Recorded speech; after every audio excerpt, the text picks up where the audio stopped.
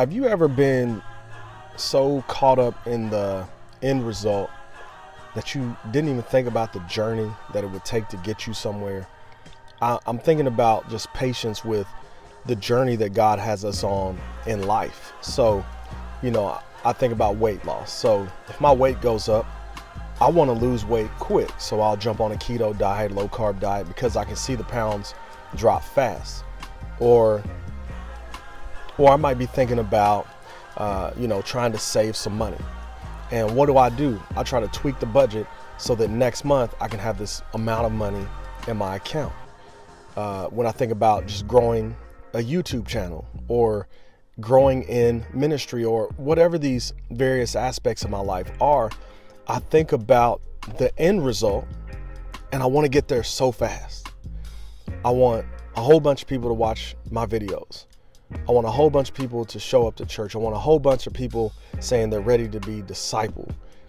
There are so many aspects of my life where I want this fast, instant gratification, so to speak, pressure cooker, instant pot.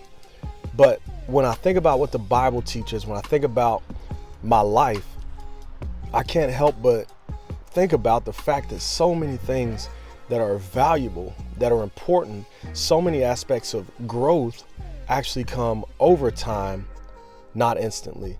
And one of the illustrations in the book of Proverbs chapter 5, it says, "Go to the ant, O sluggard, consider her ways and be wise. Without having any chief officer or ruler, she prepares her bread in the summer and gathers her food in the harvest." And the context of this proverb is sluggard, being lazy.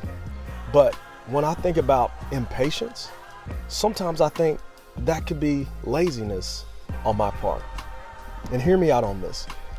I could be a sluggard if, let's just say, I want to lose weight. I want to lose 20 pounds in the next 6 months. So in my brain, I jump ahead to June and I see myself 20 pounds lighter. But what have I done from now to June to get to June? And that's where I think the laziness shows up, because to get to June and be 20 pounds lighter means in January, February, March, April, and May, I've got to be working out. I've got to be eating right. I've got to be going for walks, maybe going for jogs, playing basketball, lifting weights. And instead of looking at the journey and considering the journey, how would I feel if I was in the midst of the journey? I'm looking at the end result. And hear me out. When you only look at the end result, what do you wind up doing? You get discouraged along the way. I wish I was at 20 pounds lighter in 4 weeks. But if you gave yourself a 6-month goal, and instead of focusing on the 4 weeks, I want to eat perfect for the next month. If we said, I want to eat a reasonable diet over the next 6 months, I want to fight off temptation. I want to hit the gym. I want to eat, take my vitamins. I want to do these things that will get me to the goal in 6 months. I want to be the person who does that. Our lives would be so different. And I think about this with marriage, with parenting, with sanctification. Again, I want so many things so quickly, but I don't want the work. I don't want the time with God to get me there.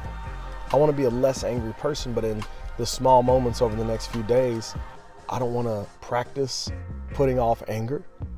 And so as I'm chewing on this and thinking about it, I'm realizing that I need patience. I need to pray for patience and diligence to think about the process, to push through day in and day out.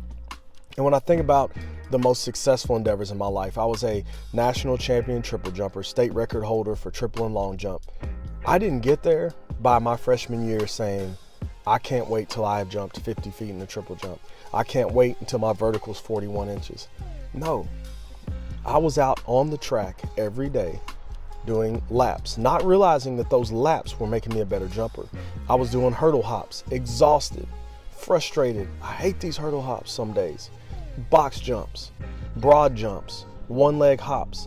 And little by little, over 4 to 6 years, 8 years, I became the triple jumper that I became. When I think about the Bible, my Bible knowledge that I have now, it wasn't built up 4 weeks ago. It was built up 14, 16 years ago, and continuing on all through college, reading and studying my Bible, waking up and spending time in the Word, listening to sermons, reading good books, studying, meditating, learning, listening to R.C. Sproul, renewing your mind at lunch in the cafeteria of my college days, listening to audiobooks. I didn't get the knowledge I have about the Word. I didn't get all that the past month or 6 weeks. And I'm trying to get back to that mentality. And maybe you feel similar.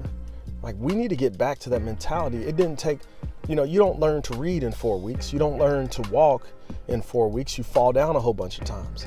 Even riding a bike, you got to fall down. You got to get up. You got to balance. You got to pedal. You got to put your foot on the ground. You got to fall. And that process teaches you how to ride a bike. It teaches you how to walk. The process of being confused by a Bible text teaches you how to study and learn and grow. And I've got to get back to that mentality. And I think the mentality wasn't a mentality back then. It was just, I lived my life. I did the things every day.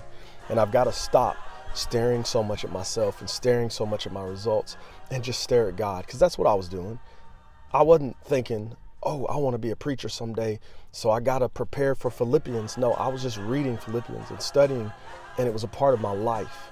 And I think that's where I want to get back. I want to help people see that. I want to help people process that, because if we can see ourselves day in and day out doing what we need to do, doing what we're supposed to do, and then we can do it and keep doing it with God's grace, with God's help, looking to Jesus, we can accomplish what God wants us to accomplish, and we won't give up so easily. Until next time, take care.